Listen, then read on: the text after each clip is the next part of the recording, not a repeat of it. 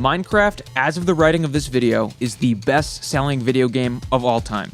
It's truly an incredible game made by an incredible team, but despite having personally spent literally hundreds of hours playing Minecraft myself, I've never actually beaten the game before. So I figured I would pay tribute to one of the greatest games of all time the only way I see fit. Beating the game, start to finish, using only my feet. You're about to witness a modern Shakespearean tale. This is a story of lies, betrayal, redemption, technical difficulties, and divine intervention. This is Footcraft.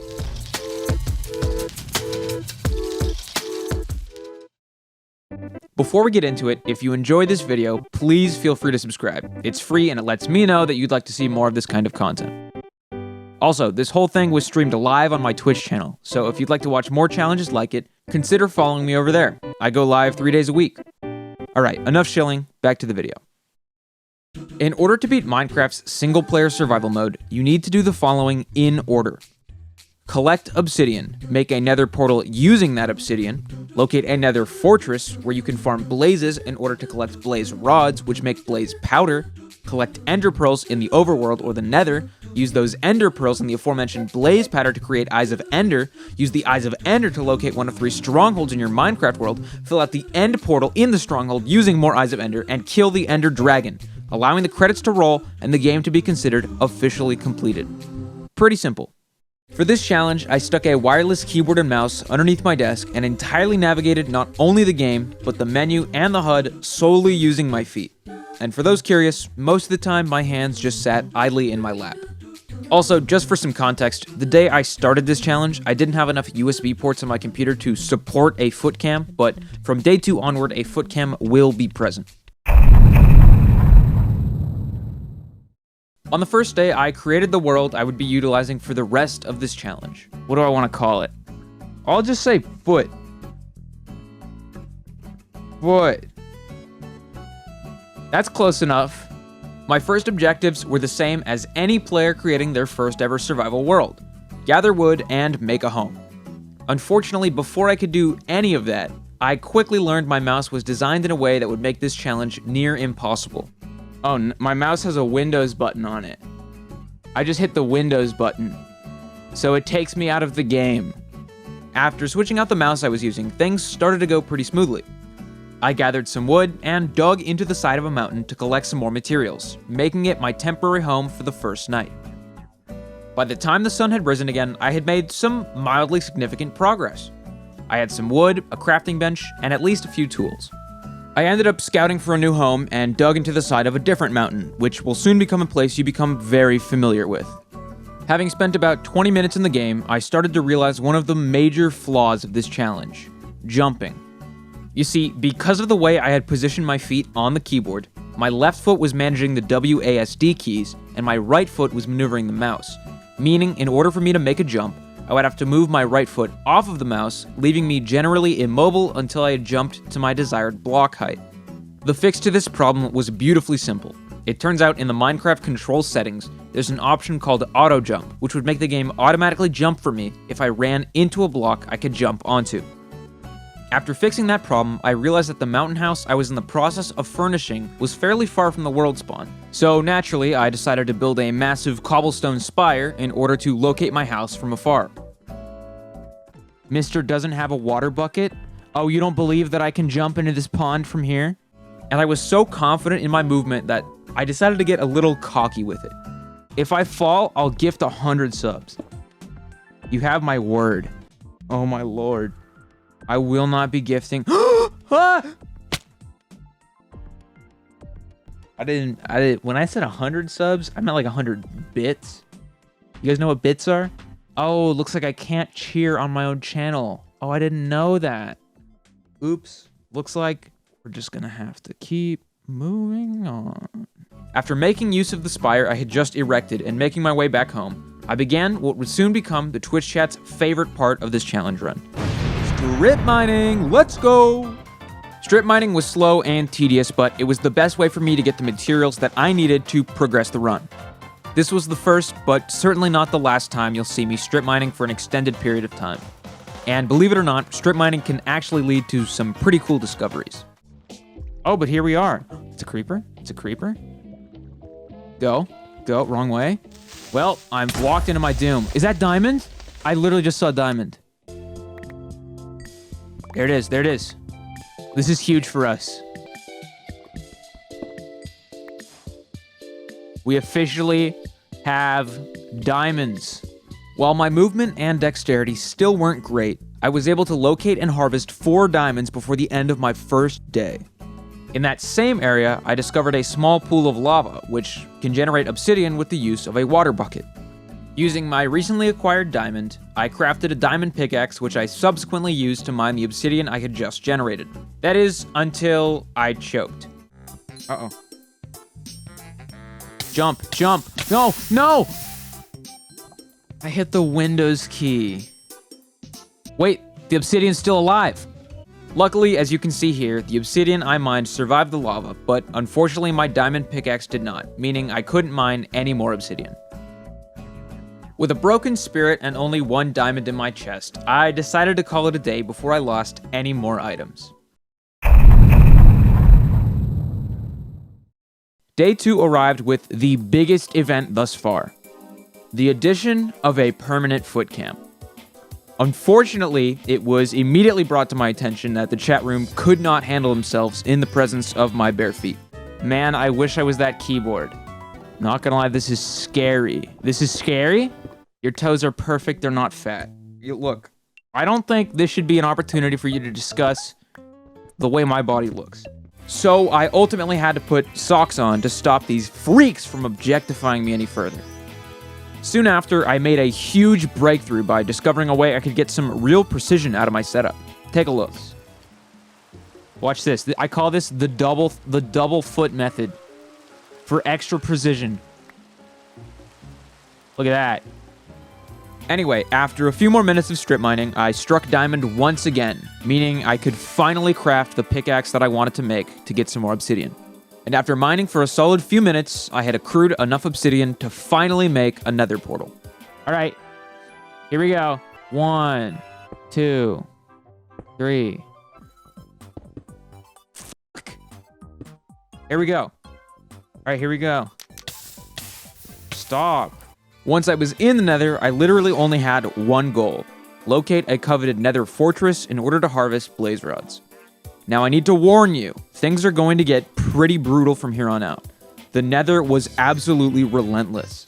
The nether is home to many hostile mobs who would be ready to kill me at a moment's notice. The worst of them being the piglins, who assaulted me if I wasn't wearing a piece of gold armor, or if I had happened to misclick and accidentally attack one of their kind. Being a Minecraft pre-nether update old head, I didn't know about this whole gold armor thing, so the run suddenly became much more challenging than I had ever expected. Things got so bad that for about the next half hour, I would repeat what I now call the nether cycle. I would die in the nether, try to run in and quickly retrieve my items, die at some point retrieving those items, and then repeat the cycle once more. Eventually, I came to the realization that I needed to obtain a serious quantity of gold if I was going to traverse the nether, so naturally, I went strip mining again. Let's go! Unfortunately, I was pretty unlucky, and my strip mining efforts were not very fruitful, so I had to end the day nearly empty-handed, and recognized this was going to be a much more difficult task than I had anticipated. I booted up on day 3 and was immediately plagued by the exact same problems as the previous day. I honestly could not survive in the nether for more than 10 minutes. Eventually, after several more deaths, I noticed someone in the chat room linked me a fascinating website. Chunkbase Apps Nether Fortress Finder? Hold up. Wait, did it work? This says the nearest nether fortress should be at 171,299. Let's see if it's accurate. Okay, now I know what you're thinking. Nullport, that's cheating. You can't just use a website to get the coordinates to another fortress. And to that, I have to say, who the fuck do you think you are? After figuring out which direction I needed to head, I immediately began mining my way out, but I think the man upstairs started to see through my ruse and punished me accordingly. Twice. My game froze? Back up. Oh, I couldn't fucking back up. I'm so mad. A few minutes later, while trying to respawn myself so I could gather some more materials at home, I discovered a small opening in the netherrack, and I noticed my coordinates were actually getting closer to where I thought the fortress was. I decided it would only be fair to check if the coordinates I had gotten from the website were actually accurate. And... oh, chat. Oh, chat.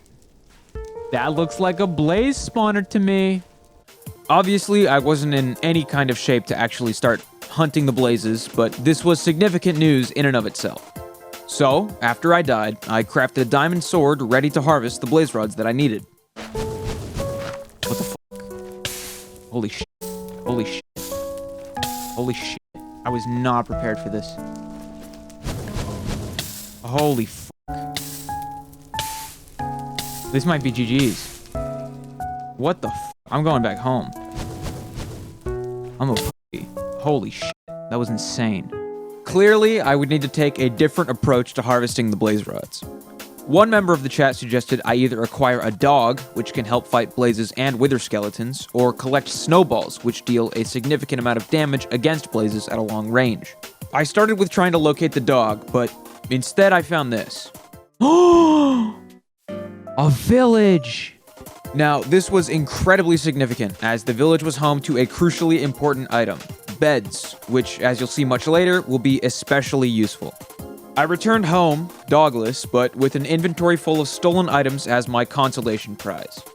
With a chest full of goods, but a future clouded in mystery, I decided to spare myself the pain of forging ahead, and I ended the stream. Day 4 is by far the saddest day you'll witness on this journey. I kicked it off by attempting to locate a dog, which was about as successful as my previous attempt. Realizing that finding a dog may not be the best plan, I opted to try out 2 of the strategies suggested by my chat. What's the best way to kill blazes? Does anyone know? Axe or snowballs? So I tried using an axe. Oh. Snowballs it is. After spending about 10 minutes walking in one single direction, I finally found some snow and collected as much as my inventory would possibly hold. I walked back home and, believe it or not, ended the stream right there. You might be thinking, wow, what a short day. So allow me to pull back the curtain for just one moment. What you're witnessing right now is a sped up version of what it looked like for me just to collect food. There were many, many hours of footage that had to be cut from this run, because the unfortunate truth is that even the most menial tasks were incredibly time-consuming for me to do with my feet. If you'd like to support me, since I spent literally dozens of hours sifting through this footage, I would ask you to consider leaving a like or commenting on this video. It would help me out a lot. Anyhow, let's head back to the run. Feeling the sting of 2 consecutive days without collecting a single blaze rod, I came to day 5 prepared with a plan. I'm going to run in, get as close to the blaze spawner as I can, get the coordinates of the blaze spawner, dig underneath the blaze spawner, and farm the blazes that way. Big shouts out to Ezra on YouTube, who did a similar but not identical challenge to this, as I totally just yoinked his method of farming blaze rods. Okay. I'm running headfirst into the blaze spawner. Get the coordinates right here. This is the coordinates. Perfect. Okay. Do we see the coordinates? 198, 59, 301. And just like that, I had a clear route to actually making some progress. Digging under the nether fortress took some time, but once everything was set up exactly as I had intended, it worked magnificently. Oh. Oh. Right into my trap. And after 6 hours of trying, I had finally collected my first blaze rod. Let's go! But I didn't just collect one. There was a second, and a third, and a fourth. Ultimately, I left the nether having collected a total of 6 blaze rods, which in total left me with 12 blaze powder, one of 2 ingredients used to craft Eyes of Ender. The other half of the recipe, Ender Pearls, would prove to be much, much harder to acquire. You see, Ender Pearls can only be acquired in 4 different ways. As a mob drop from killing an Enderman, which is about a 50% chance, naturally generated in the chest of a stronghold, which has about a 23.3% chance, traded by villagers in exchange for emeralds, with about a 66% chance with an expert level cleric villager, or by bartering gold ingots with piglins, which has about a 2.18% chance to get 2 to 4 pearls per gold ingot. Following in the footsteps of my greatest idol, I decided to try my hand at piglin bartering. Unfortunately, after dozens of fruitless trades, strip mining, and unhappy piglins, I had only acquired a measly 2 ender pearls, but hey, at least I still have the contents of my mods folder.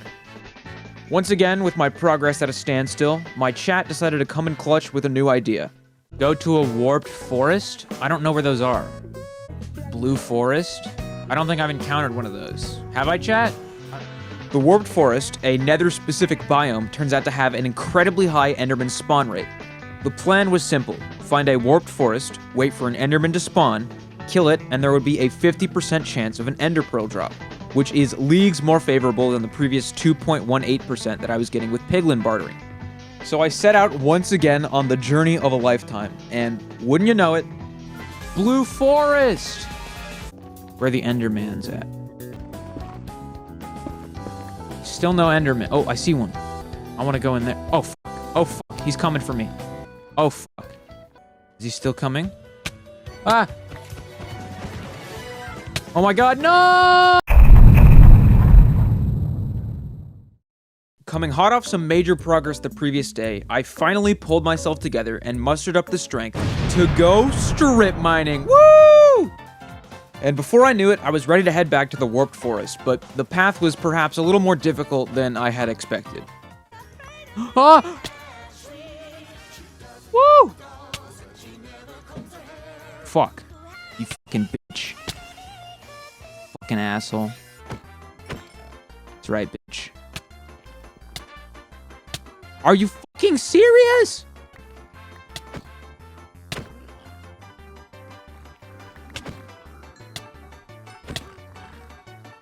Where are they? Those sons of bitches. Just do it. Ah! Hoping that some of the karma from killing me so many times would come back around and bankrupt the piglins of their ender pearls, I gave trading one last shot with my remaining 27 gold ingots. No! And I was reminded why I went looking for the warped forest. After heading back there, I came to the conclusion that the best method of acquiring ender pearls would probably be to set up a farm to lure endermen to their deaths. I slowly but surely built a cobblestone ceiling exactly 3 blocks tall, so as to prevent the endermen from attacking me. And suddenly, my farm was in business. But I figured, having seen how horribly my luck had gone the previous few days, that I would call in a favor from the only person I knew would help me out. Today, we will be praising God until we get the ender pearls that we need. Our God is an awesome God. He reigns from heaven above. Give me an ender pearl. Ender pearl. He's real. After proving the existence of a god, I farmed one more enderman for a total of 2 ender pearls and decided to make an important call. Maybe I'll just leave. I'll leave right now. I'll go deposit my current haul. And we'll come back after just so we can get some more, but I don't want to lose what I have right now in case like something bad happens.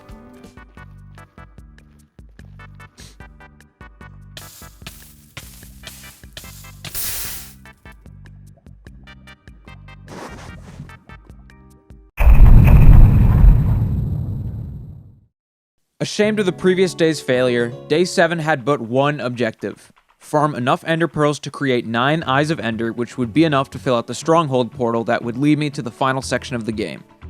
I headed back to the farm, but unfortunately in the first hour I only managed to gather 1 ender pearl, and died while trying to farm another. Luckily, by the time I got back, my items hadn't despawned, but it ended up leading me to an area which I would later use as a more effective pearl farm. And naturally, farming these pearls takes time, so here's the footage sped up. Like I mentioned before, my current spot wasn't too great, so I ended up relocating to the spot I had discovered just a few minutes prior. Ultimately, including the ones stashed in my chest at home, I had gathered a total of 8 ender pearls. But while trying to get my last ender pearl, this happened. The game knows. Oh my god. Oh my god. Oh my god. Luckily, once again, the Lord was on my side and I was able to retrieve my items. And when I needed my 9th pearl, I gave him one more chance to reveal himself. If God is real, I will go to church every Sunday if I kill this Enderman and he spawns an Ender Pearl. Well, there it is, folks. Now converted a Christian man, I was finally able to claim that for the remainder of the challenge, I would no longer have to visit the Nether, which was undoubtedly the greatest relief I had felt up to this point. If you're at all experienced with Minecraft, you might be wondering how I'm going to locate the stronghold with only 9 Eyes of Ender, because generally you have to sacrifice a few Eyes of Ender as they guide you there. Let's just say a few hooligans in the chat room may or may not have plugged my seed into a stronghold finder and then plopped the coordinates right in the chat. But hey, I can't control the spectators. Regardless, this truly started to feel like it was the beginning of the end, but unfortunately this is where things started to take a turn for the worst. I packed up all the items I needed to fill out the portal and I set out, but while I was literally minutes away from mining into the stronghold, I received quite literally the worst news of my entire life. Nullport, you need 12 Eyes of Ender? Are you fucking serious? You're actually fucking with me. I was informed that I didn't need 9 Eyes of Ender to fill out the portal, but 12 Eyes of Ender, which was incredibly upsetting to hear. I had been talking about collecting 9 Ender Pearls for the past 2 days without a single person correcting me, until the moment it mattered the most. To make matters worse, my keyboard began to malfunction, and as I angrily tried to fix it, this happened. Keyboard's broken! I had lost an Eye of Ender. I threw a pearl? Oh my god. I tried to find it, but it was like right here. This is literally where I slept. Where the fuck is the pearl? It seemed completely lost. And if you're wondering if I had right-clicked and used the Eye of Ender, let's watch exactly what buttons I pressed. I can only throw it if I press the right-click button.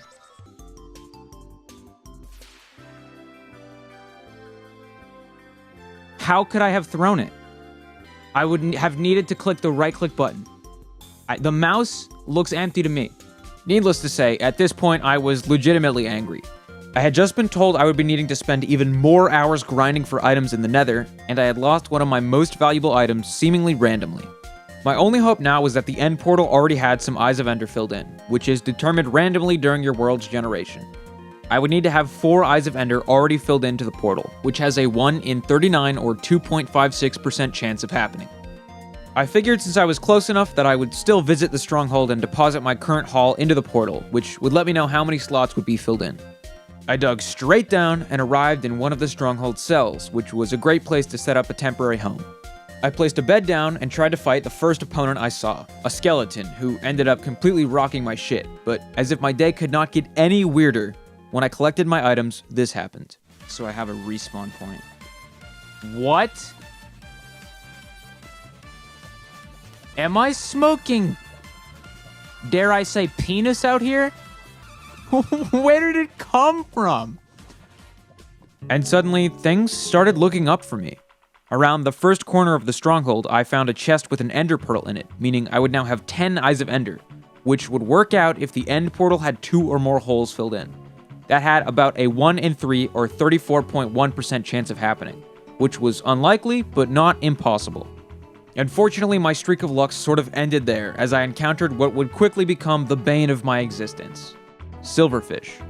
These sneaky little bastards would hide inside a block, wait for me to mine it, and pop out and badger me harder than the replies of that one Pokimane tweet. The problem with silverfish is that it's a snowball effect. It only takes one silverfish breaking from a block to ignite a chain reaction of little bugs trying to end my existence. This is what I had to deal with. Oh my god. Bro. Fucking stop.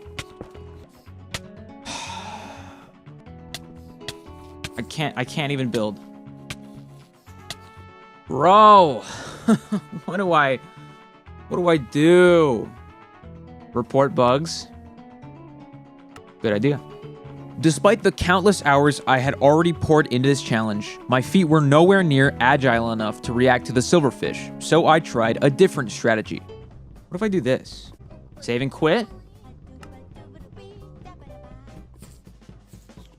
Alright, there's fewer. There's fewer now. Another one. What?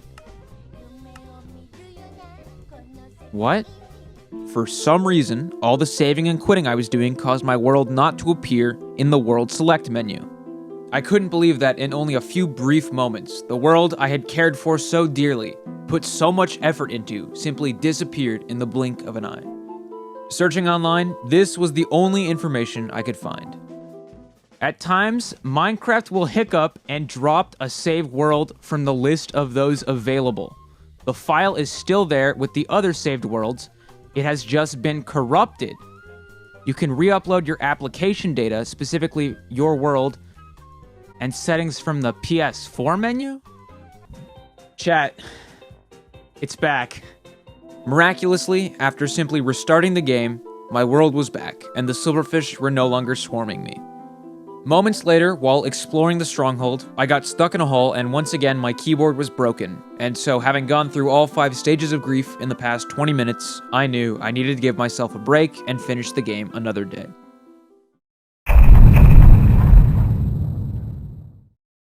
In preparation of day 8, I copied my save file and located some important items and coordinates with some offline practice. To prove it, this specific stream was live on November 30th, 2020, and as you can see, the last time I entered the world was November 28th, which was the date of my last stream, or day 7 as you might know it. In my offline practice, I found the coordinates to the stronghold portal, which unfortunately only had 1 hole filled in, but I also found the coordinates to another stronghold chest with an ender pearl, meaning if I collected that pearl, I had just enough Eyes of Ender to complete the end portal. I immediately built my way out of the stronghold to go home and restock my food and other essential items, but before I left, I dug a few crucial holes. Perfect, this is directly over the silverfish spawner. This is directly over a chest with another ender pearl in it. At home, I spared no expense getting myself ready to fight the ender dragon. I made full iron armor, I took my collection of beds, I fully stocked up on food, and all that was left for me to do was execute the plan. Naturally, I started with the first step, digging into the stronghold to collect the extra ender pearl. But I was far too scared of another silverfish attack to fully commit to digging to the bottom. Instead, I figured I would just enter the stronghold where I had last time and simply walk around until I had found the chest and the portal. But this challenge wouldn't be exciting if it was just that easy.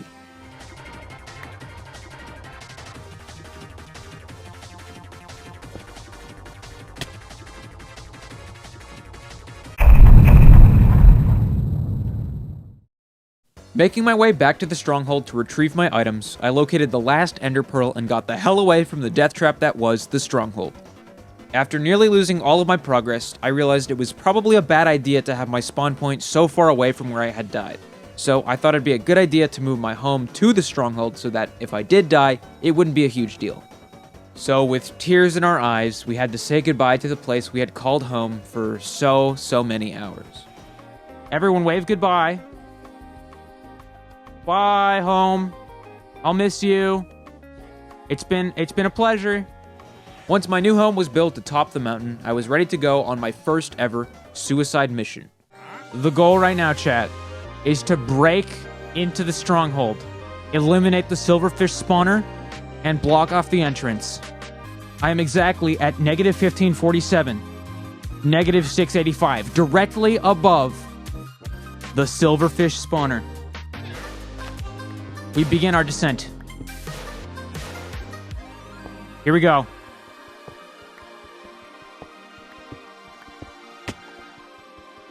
Mission accomplished. Block off the entrance. Mission accomplished. And here we are. 1 Eye of Ender filled in. And at long last, the finish line was finally visible on the horizon. I drowned myself in lava, ready to head back home, and go strip mining one last time, baby. Let's go. Once I had all the ores I needed, the last step was to figure out a way to get back into the portal room to fill out the portal. So I just mined directly next to the hole I had just made and climbed right back into the portal room. All right, here we are. The final destination. We're going to the end, baby.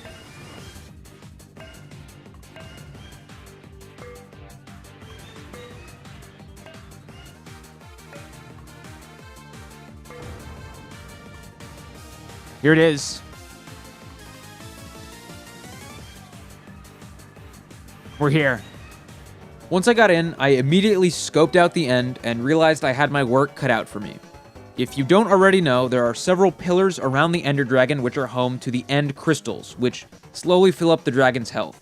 And because my feet were still pretty bad at real-time reactions, I would need to destroy each of these crystals to ensure I could kill the dragon. Slowly but surely, I climbed each of the towers and wiped out their crystal. Oh, let's go. One down. Oh, jump off. Jump off. Perfect. All according to plan. He's under me. Pog. We go again. My mouse is slipping to the corner of my mouse pad. Oh, look at that. Oh, fuck. Oh, shit. Oh. Let's fucking go. Climbing wasn't easy, but I was motivated by the fact that I knew I was only minutes away from what I had worked so hard to achieve. This one's for all the runs we've lost along the way. All the deaths. All the Eyes of Ender. To avenge those who we hold dearest. And there it is, chat. Every single fire has been extinguished. And the only thing left is the dragon itself. Now, if you remember earlier, I told you that the beds I stole from the village would come in handy, so here's why they're so useful to me. If a player tries to sleep in a bed in the end, the bed will explode and cause damage to all entities around it, including the one I'm looking to wipe out, the Ender Dragon. And so, once again, I started to grind away at his health, bit by bit. Alright. Huge. Actually huge. I should turn on hitboxes. Hitboxes are now shown. Oh. Oh, come on.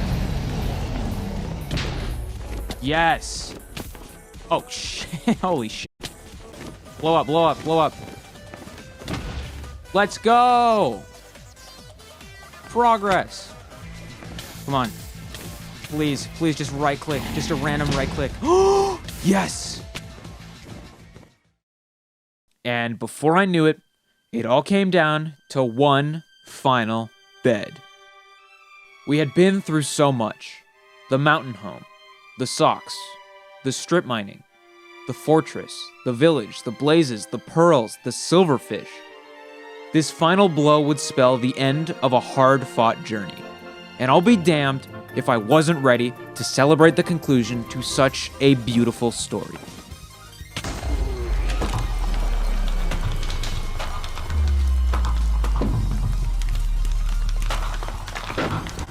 Let's fucking go, dude.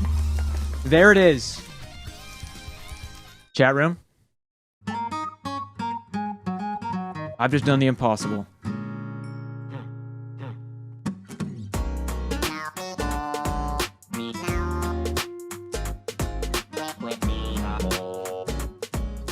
In total, this challenge took me nearly 25 hours, or 1.03 days to complete.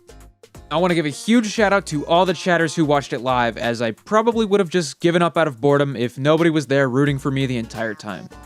If you'd like to be a part of my next challenge, please consider heading on over to my Twitch channel and following me there. I stream 3 times a week, and I'm sure chat would love to meet some new faces. And hey, if you made it this far in the video, you might as well just subscribe. It's the least you can do for a man who spent 2 months making this video just to entertain you. Thanks for watching, and I hope you have a great rest of your day.